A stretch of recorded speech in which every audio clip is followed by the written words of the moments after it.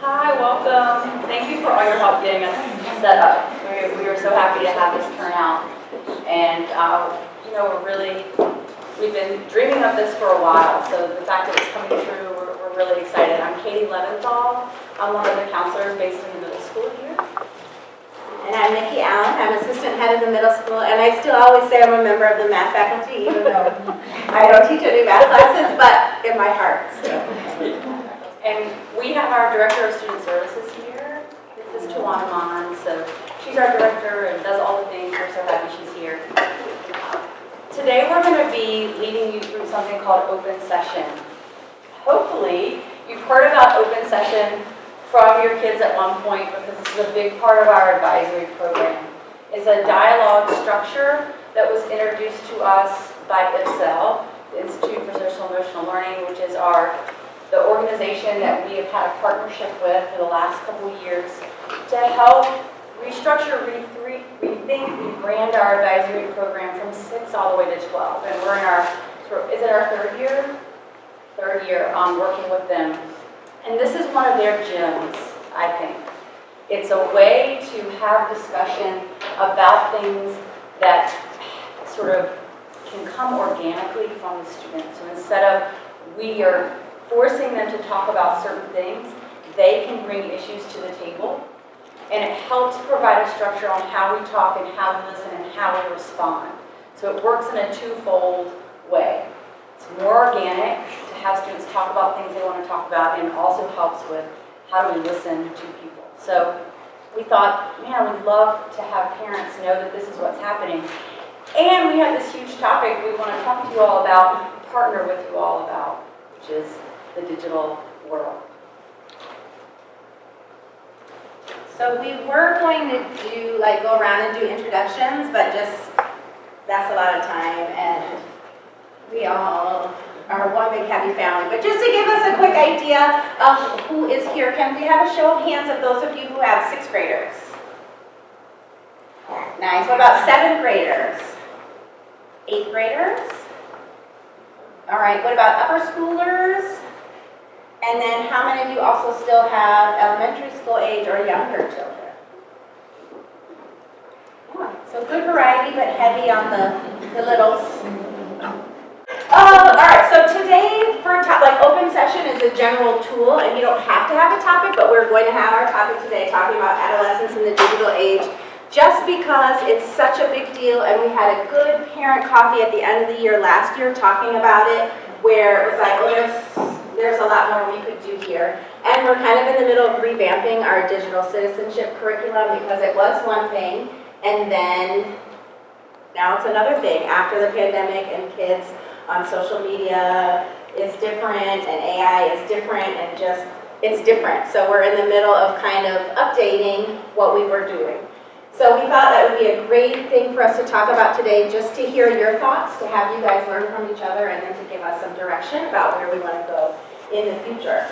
It's really a discussion about what you all are doing, your personal experiences, your struggles, your successes, what you need advice for, and just an opportunity to have mutual support in this room from other people who are going through the same thing. And then also the school and parent partnership piece is just, we're going to take notes on not who said what and what kids are doing what, and Caitlin's mom said this was what and then Gabby was doing, we're not doing that. We just want to know kind of themes, and if there's grade level concerns or other ideas, so that when we're planning future programming, we know what you guys need, and we can kind of work together to fill some gaps. Still me. All right, so these are the group agreements that we also use with the kids, and sometimes different advisors tailor them a little bit, but in general, this is what we use when we're all together. I don't need to read every one because you all can skim over it, but just a couple of things to point out is the speaking from the I perspective is super important, because we want it to be personal, and we want to get to the meat of what we're doing, and so we want people to talk about their lives and their experiences and not hypothetical, theoretical things. The messiness of ideas is sometimes hard, especially as adults, we're like, okay, but what are we about to do next? I don't know what we're about to do next, right? We're just throwing ideas ideas and talking about them, and there's not always closure. And so that's hard for us as adults. Like when we do this with faculty, people leave like, okay, but like, what's the answer? There is no answer. You know, we're just talking it out. And then also assuming positive intent, but being aware of impact. This is a struggle with the kids sometimes because I didn't mean it like that, but it still hurt, you know, so we always have to kind of think about, give grace to each other, but be mindful of sometimes you say something and it doesn't come out right and it does hurt and we have to repair. I don't know if this is the kind of topic where that's going to come up, but just pointing out some of the ones that we really emphasize with the kids. And then the last one, for sure, the confidentiality is super important and the ideas travel, but names do not. And I think we really try to get the kids to buy into this so that they can be free to share what they need to share. You can see, like, as the kids get older, they're kind of like, a little more reserved. The 6th graders are, like, easier to manage up with this, but I think now that we've done it for the 2nd year, the 7th graders are going to know and respect it, and then next year, all the grade levels will really have done it for the whole time, so they'll really kind of get like, oh, I see why this is super important. But also important in here, because you just never know what will come up, and so just kind of being mindful of that. Alright, so how this is going to work is everyone's going to write something on a card.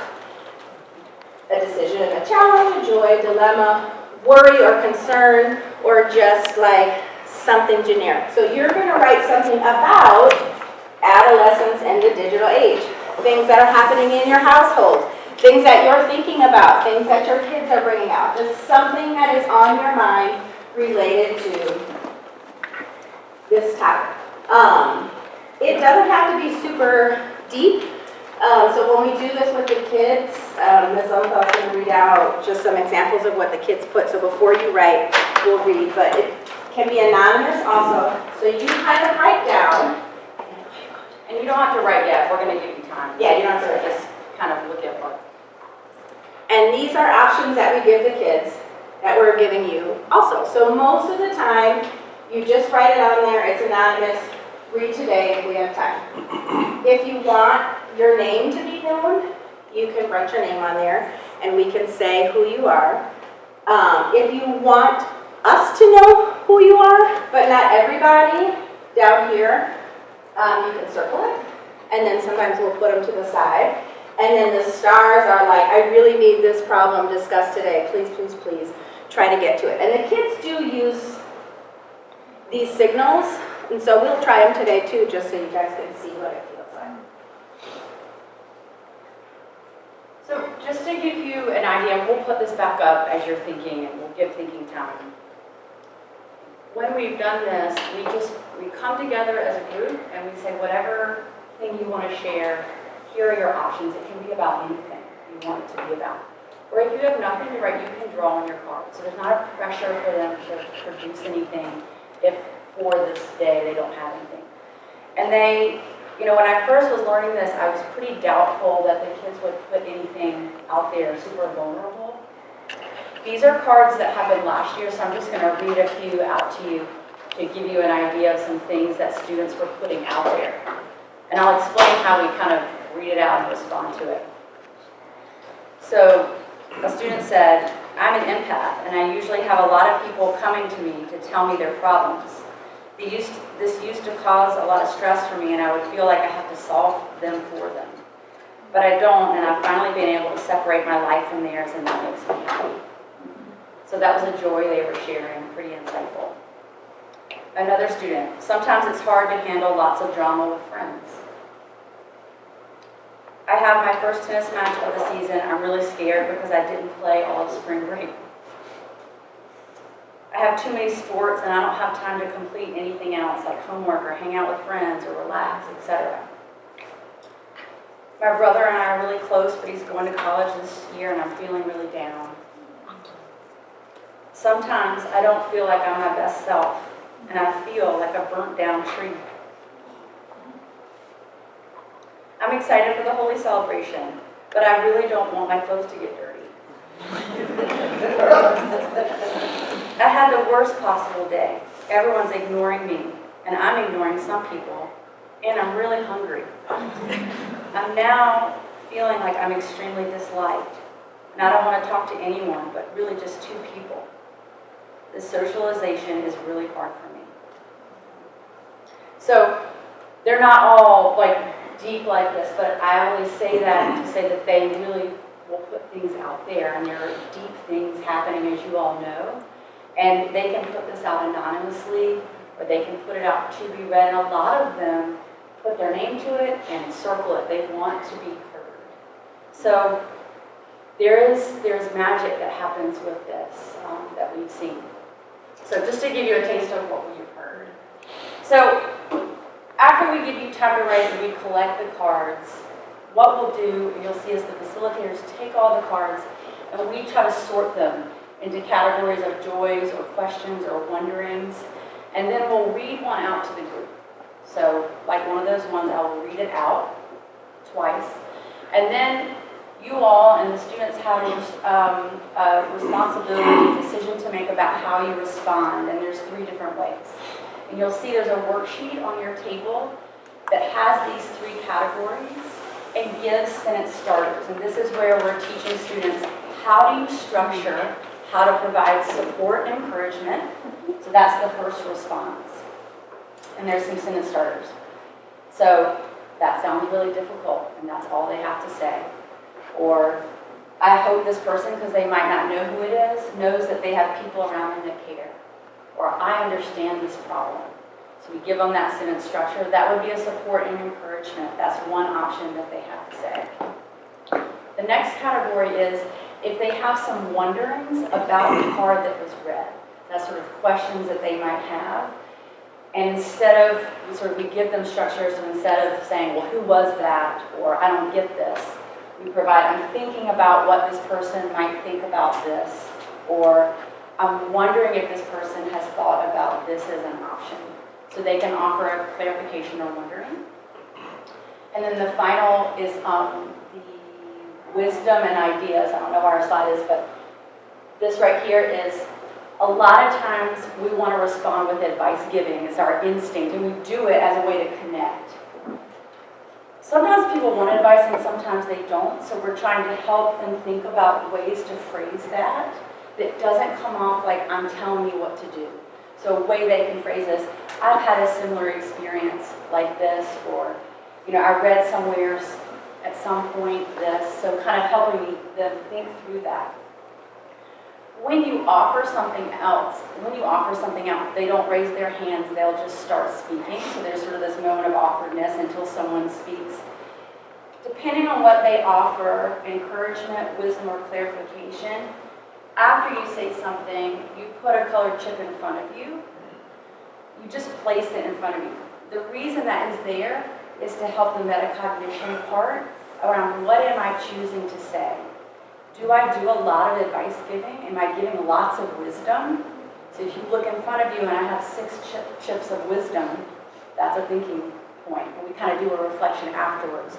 Or if there's nothing there, or if someone has all the chips in front of you, kind of helps with that. How am I contributing here? So there's beautiful reflections to think about discussion afterwards. So that's why those chips are there. Any questions before? These are thoughts structured around digital age, or? Yeah, so for us, we're not open source. We're going to really focus on adolescence in the digital age. So if we go back to the slide. So on your cards right now, what you'll write is maybe a challenge that you're having with your adolescent in the digital age, a worry or concern that you're having about adolescents in the dilemma, a joy, maybe you've had a success. So we're going to give you some time to write right now. And then when you're done, you can just hold your card up and we'll